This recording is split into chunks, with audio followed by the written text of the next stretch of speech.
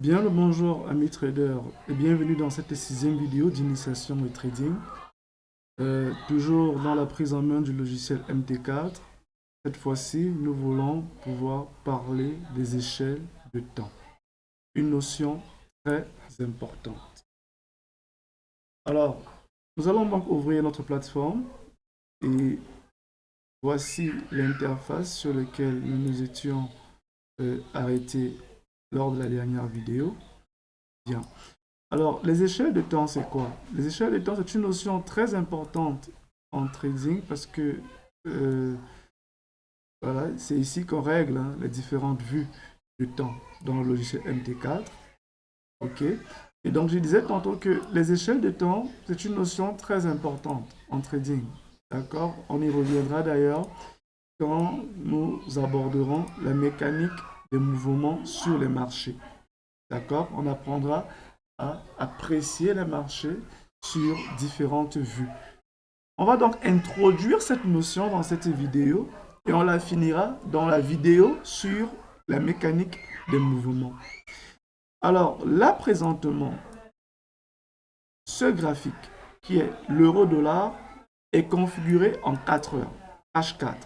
C'est-à-dire que j'ai les informations de l'euro-dollar, c'est-à-dire le comportement, j'ai le visuel du comportement des acteurs du marché sur 4 heures de temps. L'unité horaire ici est 4 heures. Ça veut dire quoi, grosso modo? Ça veut dire que une bougie, une brique, d'accord?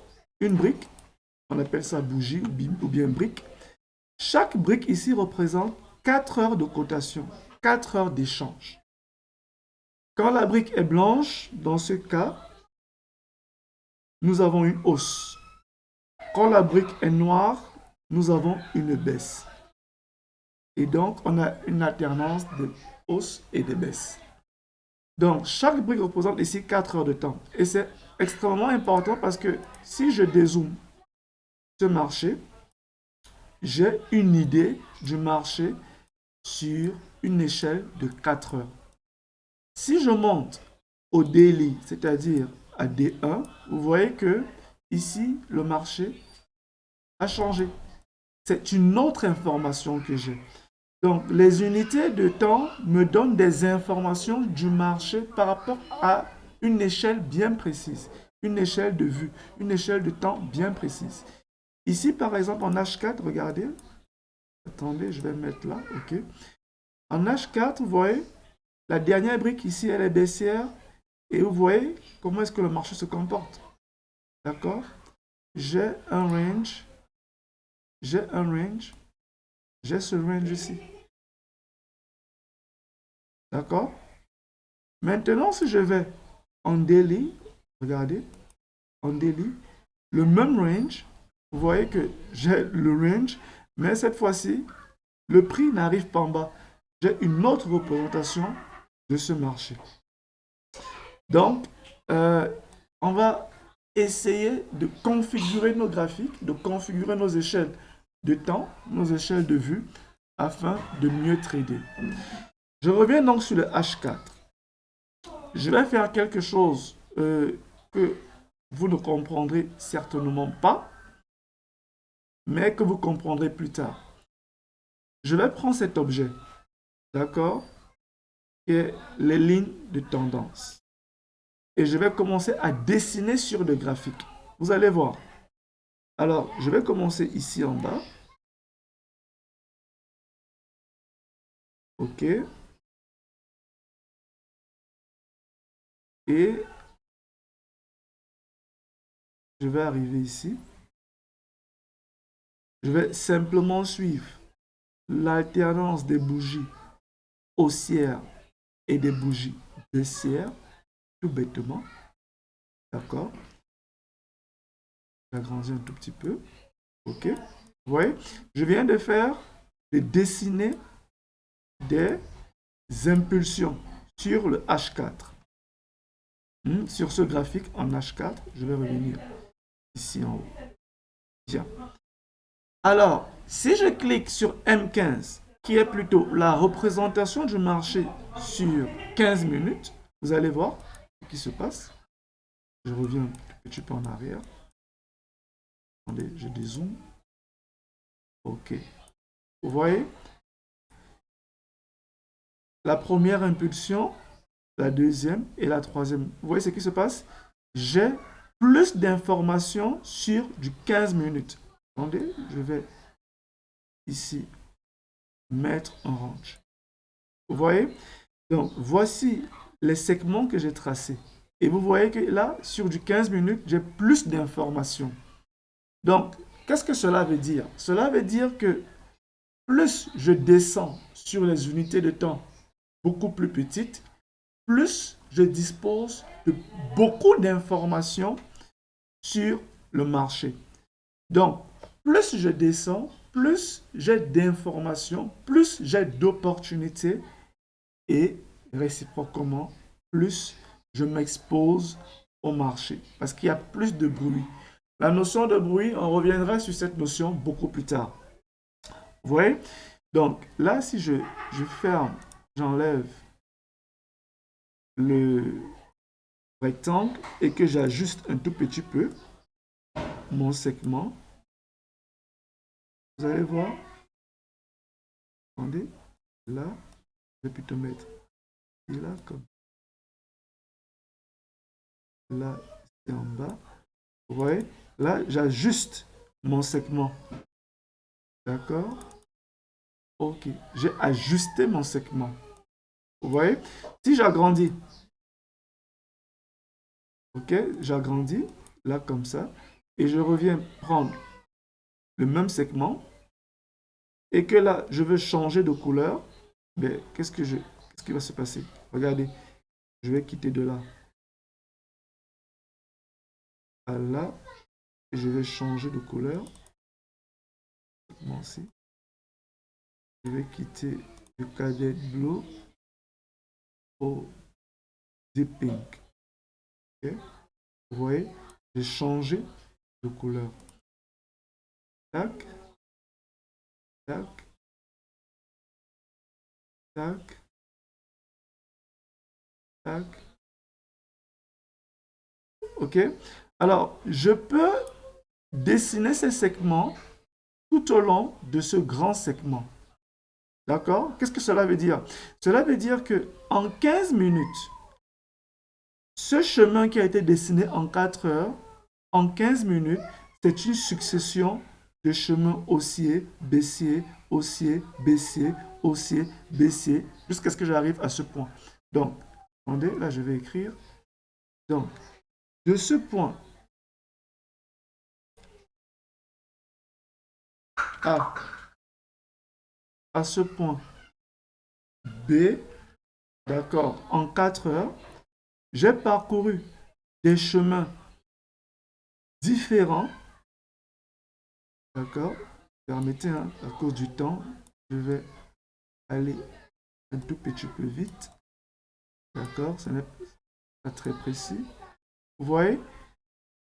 Donc, en 15 minutes, j'ai parcouru tous ces chemins haussier, baissier, haussier, baissier, haussier, baissier, haussier, alors qu'en 4 heures, je n'avais que une hausse. Attendez, on va revenir. OK, je vais mettre là 4 heures. À 4 heures, OK. Voici cette hausse-là.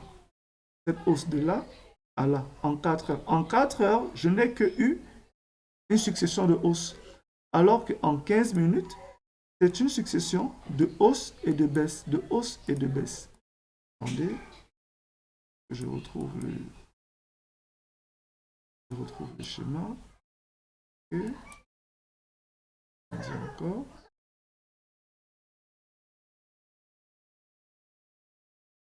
Peut-être qu'il faudrait que je... Et voilà. Donc, c'est ce que j'avais à peu près. C'est comme ça que j'étais. Voilà. Donc, en 15 minutes, j'ai une succession de hausses, de baisses. Voilà. Donc, cette relativité, cette mécanique nous sera utile beaucoup plus tard. Je ne sais pas si vous comprenez un peu, si vous voyez ce qui se passe, la relation qui est entre les différentes unités de temps. Bien, je vais effacer tout cela. Et donc, je vais ici, si je mets CTRL B, je vais supprimer tous les objets qu'il y a sur le graphique. Voilà. Donc, je vais donc configurer donc mes écrans de trading. Alors, qu'est-ce que je vais faire? Je vais donc ouvrir le Market Watch.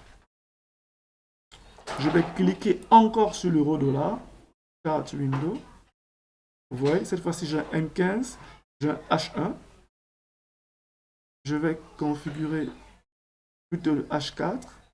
D'accord? Et je vais fermer. Bien. Je vais juste apposer mes unités de temps. OK, sur le H4, là, je vais appliquer un autre style, black and white, et j'enlève la grille.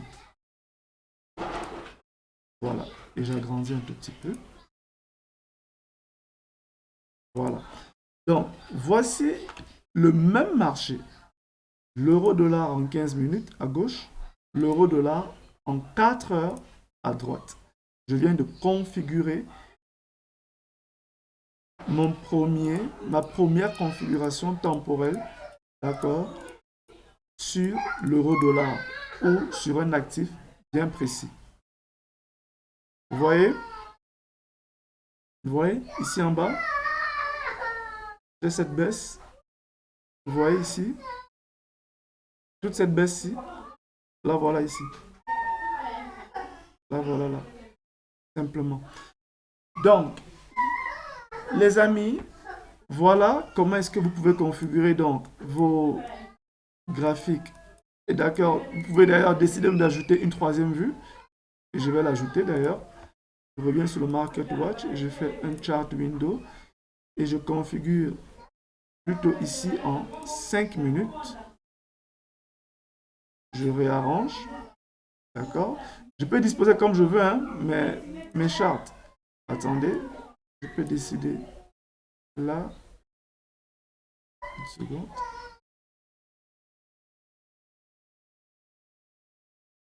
Black and white.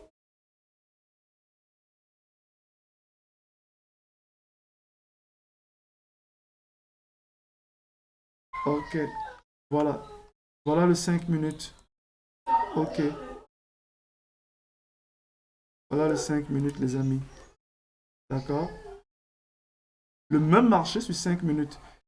Toute cette baisse-ci, toute cette baisse-ci, toute cette baisse, toute cette baisse correspond certainement à la baisse-ci sur du 15 minutes. Vous voyez? Vous voyez? Or, cette baisse-ci correspond certainement à celle-ci. Vous voyez? Sur des échelles de temps beaucoup plus petites, j'ai plus d'informations. Sur des échelles de temps beaucoup plus grandes, j'ai moins d'informations. Donc, ce qu'on va faire tout au long de cette formation, quand on arrivera sur l'apprentissage pratique des prises de décision, c'est que on fera des analyses sur des graphiques plus grands et on va prendre des positions sur des graphiques beaucoup plus petits. Donc, on va définir notre point d'entrée et de sortie sur les graphiques plus grands et on va définir nos cibles sur des graphiques beaucoup plus grands et on va entrer sur des graphiques beaucoup plus petits, les amis. Donc, on va peaufiner nos entrées. Donc, c'est ce que vous pouvez retenir à peu près sur les différentes échelles de temps. Si je me résume, les échelles de temps sont des représentations graphiques du prix sur plusieurs échelles. D'accord? Du plus petit au plus grand. 1 minute, 5 minutes, 15 minutes, 30 minutes, 1 heure, 4 heures, jour, week-end et mois. Voilà les amis, ce que vous pouvez savoir sur la représentation des vues. Et on se retrouve donc pour la prochaine vidéo. Merci et ciao.